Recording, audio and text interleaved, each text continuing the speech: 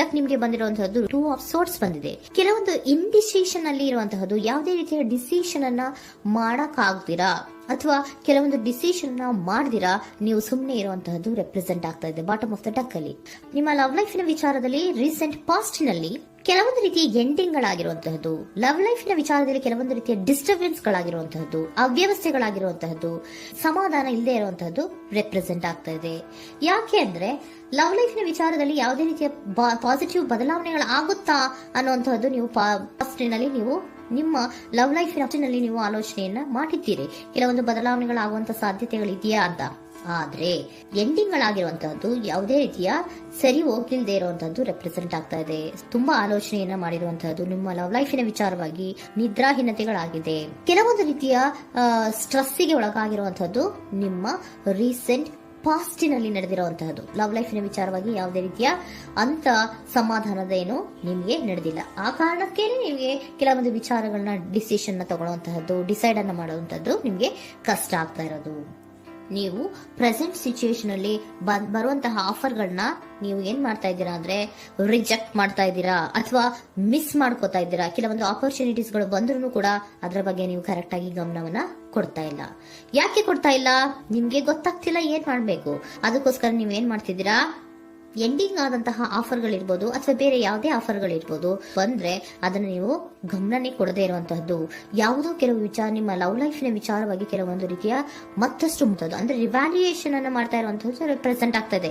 Present ಅಲ್ಲಿ ನಾನು ಯಾವುದೇ ಆಫರ್ ಅನ್ನ ತಗೊಳ್ಳುವಂತ ಸ್ಥಿತಿಯಲ್ಲಿ ಇಲ್ಲ ಅನ್ನುವಂತ ರೀತಿಯಲ್ಲಿ ನೀವು ಆಫರ್ಗಳನ್ನ ಮಿಸ್ ಮಾಡ್ಕೊಳ್ಳುವಂತಹದ್ದು ಅಥವಾ ರಿಜೆಕ್ಟ್ ಮಾಡುವಂತಹದ್ದು ರೆಪ್ರೆಸೆಂಟ್ ಆಗ್ತಾ ಇದೆ.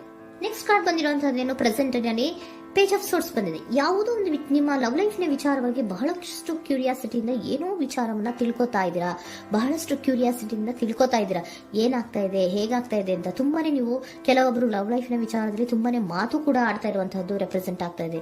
ಏನಾಗ್ತಾ ಇದೆ, ಹೇಗಾಗ್ತಾ ಇದೆ, ಈ ಗಲಿಬಿಲಿಗಳು, ಡಿಸ್ಟ್ರಾಕ್ಷನ್ಸ್ಗಳು ಅಥವಾ ಡಿಸಿಷನ್ಸ್ ನ ಮಾಡಕ್ಕಾಗದೆ ಏನಕ್ಕೆ ಒದ್ದಾಡ್ತಿದೀವಿ ಅನ್ನೋದ್ರ ಬಗ್ಗೆ ಕೂಡ ನೀವು ಕೆಲವೊಂದು ರೀತಿಯ ಮಾತಾಡ್ತಾ ಇರುವಂತಹದ್ದು ರೆಪ್ರೆಸೆಂಟ್ ಆಗ್ತಾ ಇದೆ. ಯಾವಾಗ ಕೆಲವೊಂದು ವಿಚಾರಗಳಲ್ಲಿ ನೀವು ಮಾತಾಡಿ ಕ್ಲಿಯರ್ ಅನ್ನ ಮಾಡ್ಕೊಂತೀರೋ ಆಗ ನೀವು ಕೆಲವೊಂದು ರೀತಿಯ ಆಕ್ಷನ್ಸ್ ಗಳನ್ನ ತಗೋಬೇಕು ಅನ್ನೋಂಥ ನಿರ್ಧಾರವನ್ನ ಮಾಡಿರುವಂತದ್ದು. ಆಫರ್ಗಳು ಬಂದ್ರೂ ಕೂಡ ರೆಫ್ಯೂಸ್ ಮಾಡ್ತೀರಾ. ಆದ್ರೆ ಏನೀಗ ಹಿಂದೆ ಪಾಸ್ಟಿನಲ್ಲಿ ನಡೆದಿತ್ತೋ ಅದು ಯಾಕಾಯ್ತು, ಏನಕ್ಕಂಗಾಯ್ತು ಅನ್ನೋದ್ರ ಬಗ್ಗೆ ಕೂಡ ನೀವು ಮಾತಾಡುವಂತ ಸಾಧ್ಯತೆಗಳು ರೆಪ್ರೆಸೆಂಟ್ ಆಗ್ತಾ ಇದೆ ಅಟ್ ಪ್ರೆಸೆಂಟಿನಲ್ಲಿ. ಆಮೇಲೆ ನೀವು ಮಾತಾಡಿದ ಮೇಲೆ ಕೆಲವೊಂದು ರೀತಿಯ ನಿರ್ಧಾರಗಳನ್ನ ಮಾಡುವಂತಹದ್ದು. ನೈಟ್ ಆಫ್ ವ್ಯಾಂಡ್ಸ್ ಬಂದಿದೆ. ಸೊ ಆವಾಗ ನೀವು ನಿಮ್ಮ ಕೆಲವೊಂದು ವಿಚಾರಗಳಲ್ಲಿ ಕ್ಲಾರಿಟಿಗೆ ಬಂದ ಮೇಲೆ ನಿಮ್ಮ ಲವ್ ಲೈಫಿನ ವಿಚಾರದಲ್ಲಿ ಕೆಲವೊಂದು ಆಕ್ಷನ್ ಗಳನ್ನ ತಗೊಳ್ಳುವಂತಹದ್ದು ರೆಪ್ರೆಸೆಂಟ್ ಆಗ್ತಾ ಇದೆ. ಹಾಗೆ ಏನ್ ಆಕ್ಷನ್ಸ್ ಗಳನ್ನ ತಗೋತೀರಾ, ಈಗ ಕೆಲವೊಂದು ರೀತಿಯ ಆಫರ್ಗಳನ್ನ ನೀವು ಬಂದಂತಹ ಆಫರ್ಗಳನ್ನ ನೀವು ಏನ್ ಮಾಡಿದೀರಾ, ರೆಫ್ಯೂಸ್ ಅನ್ನ ಅಟ್ ಪ್ರೆಸೆಂಟ್ ಅಲ್ಲಿ ಮಾಡಿದ್ದೀರಾ. ಈಗಲೂ ಕೂಡ ನೀವು ಬಂದಂತಹ ಆಫರ್ ಅನ್ನ ನೀವೇನ್ ಮಾಡ್ತೀರಾ, ರೆಫ್ಯೂಸ್ ಅನ್ನ ಮಾಡ್ತೀರಾ ಅಥವಾ ರಿಜೆಕ್ಟ್ ಅನ್ನ ಮಾಡ್ತೀರಾ. ಯಾಕೆ? ಸೆಕೆಂಡ್ ಕಾರ್ಡ್ ನಿಮ್ಗೆ ಇಮಿಡಿಯೇಟ್ ಫ್ಯೂಚರ್ ನಲ್ಲಿ ಸೆಕೆಂಡ್ ಕಾರ್ಡ್ ಬಂದಿರೋದು ಯಾವುದು, ಹಾರ್ಮೆಟ್ ಕಾರ್ಡ್ ಬಂದಿದೆ. ಸೊ ಲೋನ್ಲಿನೆಸ್ ಅನ್ನ ರೆಪ್ರೆಸೆಂಟ್ ಮಾಡುತ್ತೆ.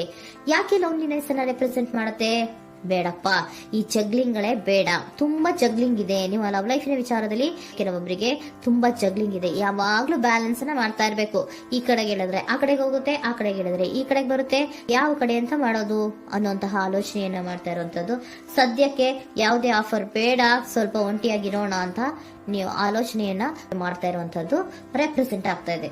ಮತ್ತೆ ಕೆಲವೊಬ್ಬರಿಗೆ ಕೆಲವೊಂದು ರೀತಿಯ ಕ್ಯೂರಿಯಾಸಿಟಿಯಿಂದ ಏನಾಗ್ತಾ ಇದೆ ಅಂತ ವಿಷಯಗಳನ್ನ ತಿಳ್ಕೊಂಡ್ಮೇಲೆ ಕೆಲವೊಂದು ಆಕ್ಷನ್ಸ್ ಗಳನ್ನ ತಗೊಳ್ಳುವಂತದ್ದು ಕೂಡ ರೆಪ್ರೆಸೆಂಟ್ ಆಗ್ತಾ ಇದೆ. ಯಾವುದೇ ರೀತಿಯ ಭಯ ಇಲ್ಲದೆ ವಿಷಯಗಳನ್ನ ತಿಳ್ಕೊಂಡು ನೀವು ಆಫರ್ಗಳನ್ನ ಅಟ್ ಪ್ರೆಸೆಂಟ್ ಅಲ್ಲಿ ರೆಫ್ಯೂಸ್ ಮಾಡೋ ಸಾಧ್ಯತೆಗಳು ಕೂಡ ಕೆಲವೊಬ್ಬರಿಗೆ ರೆಪ್ರೆಸೆಂಟ್ ಆಗ್ತದೆ. ಯಾಕೆ ಆಫರ್ಗಳನ್ನ ರೆಫ್ಯೂಸ್ ಮಾಡ್ತೀರಾ? ನಿಮ್ಮ ಲವ್ ಲೈಫಿನ ವಿಚಾರದಲ್ಲಿ ಬರೀ ಜಗ್ಲಿಂಗ್, ತುಂಬಾ ಬ್ಯಾಲೆನ್ಸ್ ಅನ್ನ ಮಾಡ್ಬೇಕು. ಯಾವ ಕಡೆ ಮಾಡ್ಬೇಕು, ಹೇಗ್ ಮಾಡ್ಬೇಕು ಗೊತ್ತಾಗದೇ ಇಲ್ಲ. ನೀವೇನ್ ಮಾಡ್ತೀರಾ, ಸ್ವಲ್ಪ ದಿನದ ಮಟ್ಟಿಗೆ ನಾನು ಲೋನ್ಲಿ ಆಗಿರ್ಬೇಕು ಅನ್ನೋದನ್ನ ಇಲ್ಲಿ ನಿಮ್ಗೆ ಲವ್ ಲೈಫಿನ ವಿಚಾರವಾಗಿ ರೆಪ್ರೆಸೆಂಟ್ ಆಗ್ತಾ ಇದೆ. ಈ ಎಲ್ಲಾ ಕನ್ಫ್ಯೂಷನ್ಸ್ ಇರೋದ್ರಿಂದಲೇ ನಿಮ್ಗೆ ಬಾಟಮ್ ಆಫ್ ದ ಡಕ್ ಬಂದಿರುವಂತಹದ್ದು 2 ಆಫ್ ಸೋರ್ಟ್ಸ್ ಬಂದಿರುವಂತಹದ್ದು. ಸೊ ಇಂಡಿಸಿಷನ್ ಆಗ್ತಿರೋಂತ ಏನ್ ಮಾಡ್ಬೇಕು ಗೊತ್ತಾಗಲ್ಲ. ಅದಕ್ಕೇನೆ ನೀವು ಇಲ್ಲಿ ಕುತ್ಕೊಂಡ್ಬಿಟ್ಟಿದ್ದೀರಾ, ನನ್ನ ಲವ್ ಲೈಫ್ ನ ವಿಚಾರವಾಗಿ ಯಾವ ನಿರ್ಧಾರವನ್ನ ಮಾಡ್ಬೇಕು ಅನ್ನುವಂತಹ ಆಲೋಚನೆಯನ್ನ ಮಾಡ್ತಾ ಇರುವಂತದ್ದು, ಹಾಗೇನೆ ಮಾಡುವಂತಹದ್ದು ನಿಮ್ಗೆ ರೆಪ್ರೆಸೆಂಟ್ ಆಗ್ತಾ ಇರೋದು. ಕೆಲವೊಬ್ರು ರೆಫ್ಯೂಸ್ ಅನ್ನ ಮಾಡಿ ಮುಂದೆ ಹೋಗುವಂತ ಸಾಧ್ಯತೆಗಳು ಇರುವಂತಹದ್ದು. ಮತ್ತೆ ಕೆಲವೊಬ್ರು ಆಫರ್ಗಳನ್ನ ಬರುವಂತದನ್ನ ಬ್ಯಾಲೆನ್ಸ್ ಅನ್ನ ಮಾಡಬೇಕು, ಜಗ್ಲಿಂಗ್ ಅನ್ನ ಮಾಡಬೇಕು, ಸದ್ಯದ ಮಟ್ಟಿಗೆ ಒಂಟಿಯಾಗಿ ಇರೋ ಬರೋಣ ಅಂತ ಆಲೋಚನೆಯನ್ನ ಮಾಡ್ತಾ ಇರುವಂತದ್ದು ರೆಪ್ರೆಸೆಂಟ್ ಆಗ್ತಾ ಇದೆ.